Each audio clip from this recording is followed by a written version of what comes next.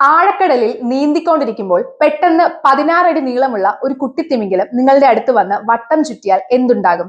അത് സഹായം ചോദിക്കുകയാണെന്ന് കരുതി നിങ്ങൾ അതിനെ പിന്തുടരുകയാണെങ്കിൽ അവിടെ 50 അടി നീളമുള്ള മറ്റൊരു വലിയ തിമിംഗലം ചലിക്കാനാവാതെ കിടക്കുന്നത് കാണാം. അതിന്റെ ശരീരം മുഴുവൻ ബാർനക്കിൾസ് കൊണ്ട് മൂടിയിരിക്കുന്നു. ആർക്കും പേടി തോന്നുന്ന ഒരു സാഹചര്യമാണിത്. എന്നാൽ യഥാർത്ഥത്തിൽ നടന്ന ഇത്തരമൊരു സംഭവത്തെക്കുറിച്ചാണ് ഈ വീഡിയോയിൽ പറയാൻ പോകുന്നത്. മാർക്ക് ആൻഡേഴ്സൺ എന്ന പ്രൊഫഷണൽ ഡൈവർ ബ്രിട്ടീഷ് കൊളംബിയ തീരത്ത് പതിവ് പോലെ ഡൈവിങ്ങിന് പോയതായിരുന്നു. ശാന്തമായി നീന്തുമ്പോൾ വെള്ളത്തിന്റെ ചലനത്തിൽ മാറ്റം കണ്ട മാർക്ക് 13 അടിയോളം നീളമുള്ള ഒരു കുട്ടിത്തിമിംഗലം തന്റെ അടുത്തേക്ക് വരുന്നത് കണ്ടു. അത് മാർക്കിനെ വട്ടം ചുറ്റുകയും ശരീരത്തിൽ ഉരസുകയും ചെയ്തപ്പോൾ അതിനെന്തോ പറയാനുണ്ടെന്ന് മാർക്കിന് മനസ്സിലായി. 10 വർഷത്തെ അനുഭവ സമ്പത്തിനിടയിൽ ഇങ്ങനെയൊന്ന് അദ്ദേഹം കണ്ടിട്ടില്ലായിരുന്നു. മാർക്ക് ആ കുട്ടിത്തിമിംഗലത്തെ പിന്തുടർന്നു. അത് അദ്ദേഹത്തെ ഏകദേശം 1600 അടി ആഴത്തിലേക്ക് കൂട്ടിക്കൊണ്ടുപോയി. അവിടെ 46 അടി നീളമുള്ള ഒരു വലിയ അമ്മത്തിമിംഗലം കിടക്കുന്നുണ്ടായിരുന്നു. അതിന്റെ ശരീരം മുഴുവൻ ബാർനക്കിൾസ് കൊണ്ട് നിറഞ്ഞിരിക്കുകയായിരുന്നു. ബാർനക്കിൾസ് എന്നത് കടുപ്പമുള്ള തോടുള്ള ഒരു കടൽ ജീവിയാണ്. ഇവ കല്ലുകളിലും ബോട്ടുകളിലും തിമിംഗലങ്ങളുടെ ശരീരത്തിലും ഒട്ടിപ്പിടിക്കും. ഇവ കടിക്കില്ലെങ്കിലും തിമിംഗലത്തിന്റെ ശരീരത്തിൽ അമിതഭാരം ഉണ്ടാക്കുകയും നീന്തുന്നത് തടസ്സപ്പെടുത്തുകയും ചെയ്യും. ഈ വലിയ തിമിംഗലത്തിന്റെ കണ്ണുകൾ മങ്ങിയിരുന്നു. ശ്വാസമെടുക്കാൻ പോലും അത് ബുദ്ധിമുട്ടുന്നുണ്ടായിരുന്നു. തന്റെ കയ്യിലുണ്ടായിരുന്ന കത്തി ഉപയോഗിച്ച് മാർക്ക് ഓരോ ബാർനക്കിൾസിനെയും നീക്കം ചെയ്യാൻ ശ്രമിച്ചു.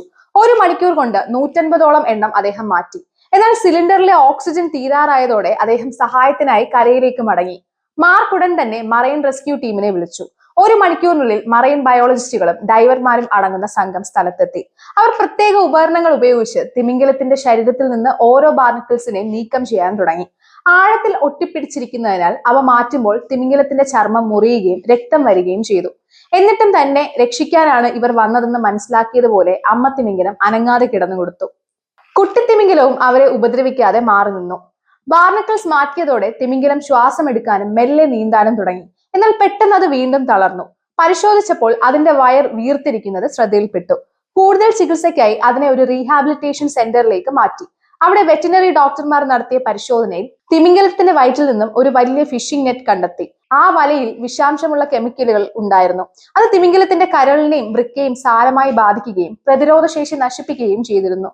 3 ആഴ്ച നീണ്ട ചികിത്സയ്ക്കൊടുവിൽ അമ്മ തിമിംഗലം പൂർണ്ണ ആരോഗ്യം വീണ്ടെടുത്തു. അതിനെ തിരികെ കടലിലേക്ക് വിട്ടയച്ചു.